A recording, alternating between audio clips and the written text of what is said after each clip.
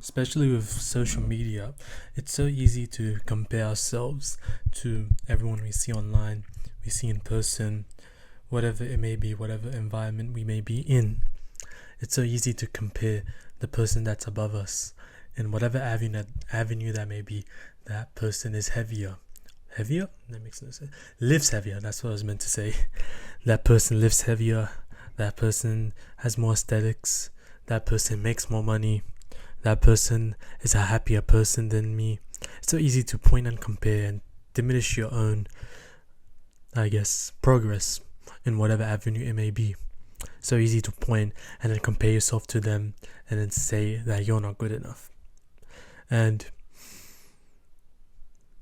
you probably understand the concept that I'm going to talk about. It's not anything revolutionary. I'm not trying to explain quantum physics to you or general relativity.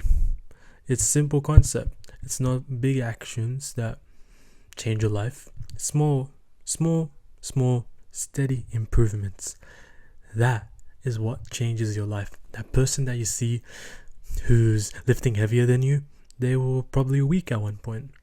Or if they were an islander, they were strong since the beginning, and you just gotta take the L. You can't really do much. But for most people, they were very weak, and then over time, you see the little bits of improvement after he goes to the gym every single day, eats right, sleeps right, diets right, and then you see where he is now, lifting, benching 200 kilograms, whatever it may be, and you see the position that person is in. You see, oh wow, he's so strong. Oh wow, I'm so weak compared to him. But you don't see all the discipline that he had to endure, all the pain, going to the gym when it was snowing outside, when it was raining, thunderstorming. Eating the last 5,000 calories when his belly was full all the way up to here and he was about to vomit.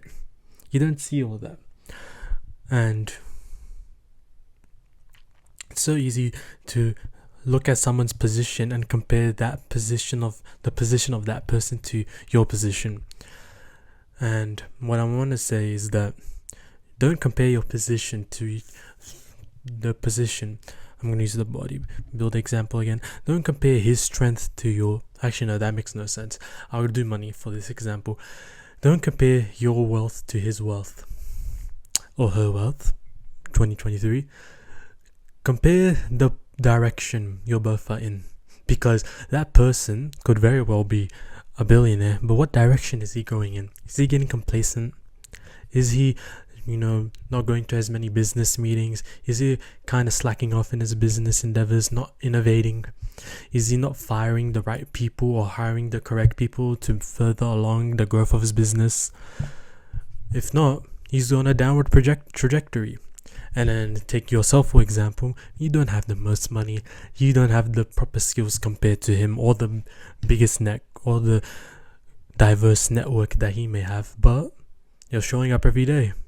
You're actively trying to learn and innovate in XYZ business that you're doing.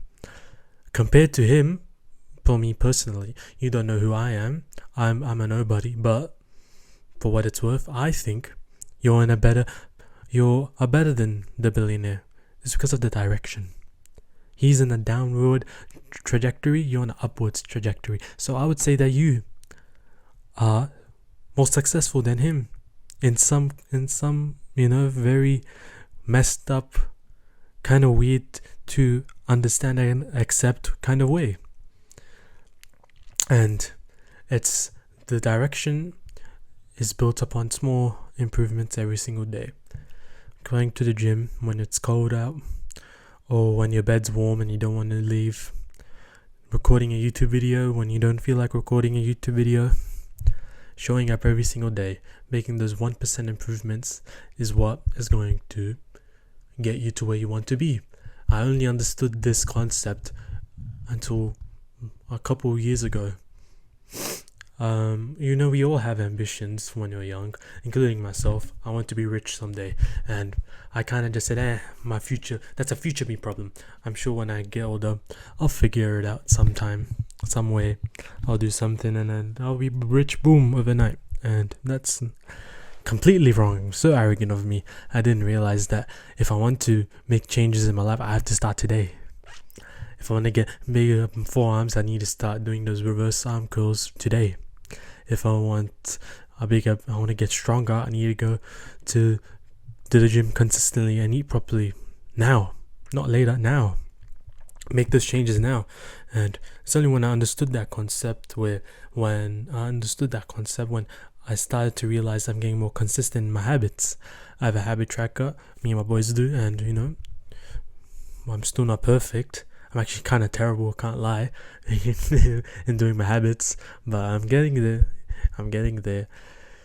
And again, this isn't something that is revolutionary or I'm speaking the gospel right now.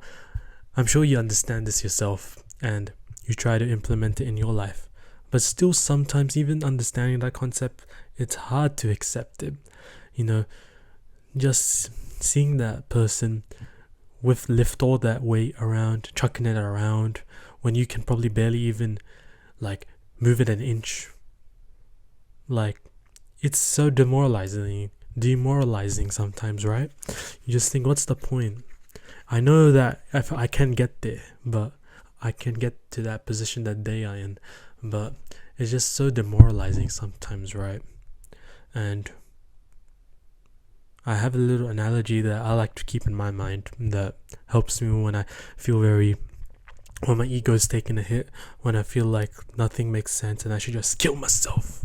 What's the point in doing anything? It's little pebbles stacked together.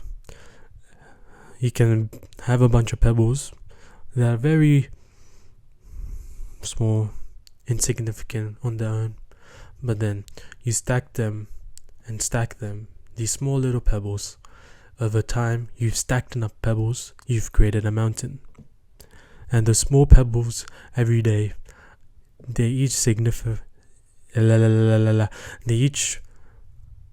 a representation of a day when you showed up, a day when you persevered even when the odds were stacked against you, a day when you didn't feel like showing up but you still did, you still put in the work, a day when the weather was amazing and you still went, a day when the weather was bad and you still went.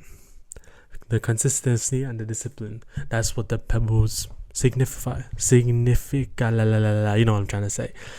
You build the mountain. Some people are born with a mountain, and that's life. Some people are just born with a mountain and they don't got to do anything. But I'd say that we're luckier than them. The people who are born with a mountain compared to us who aren't born with a mountain, we are so much luckier than them, because their mountain is kind of fake. It's kind of just given to them and they didn't have to work for it, so they take it for granted. I'm not saying everyone does. I'm sure there's plenty of people with a mountain, and the mountain, what I'm trying to say, the mountain can be whatever, strength, money, woman, whatever it may be.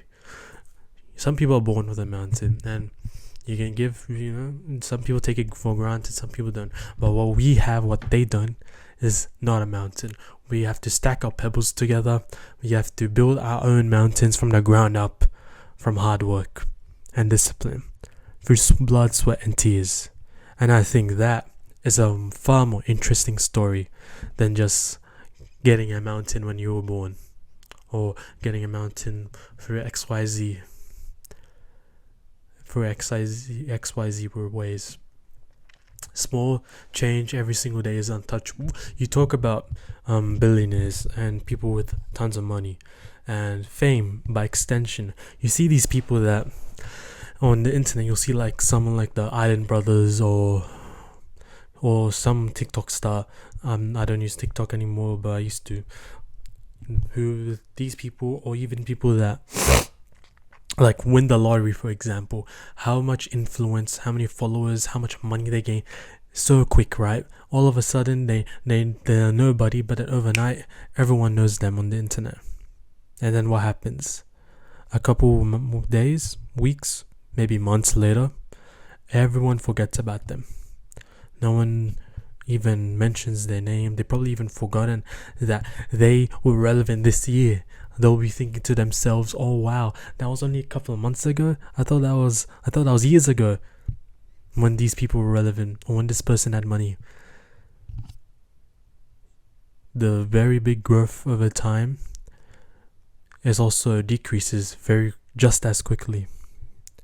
And I think you can apply this to our disciplinary acts and our habits, because when you see the people who gain small influence over time, small sums of money over time, over a long period of days, months, years, decades, they're untouchable. Everyone knows their name. No one's going to forget their name. They have money. No one's going to take their money away from them. The money makes them untouchable, and the money can't be touched itself. Small change over time.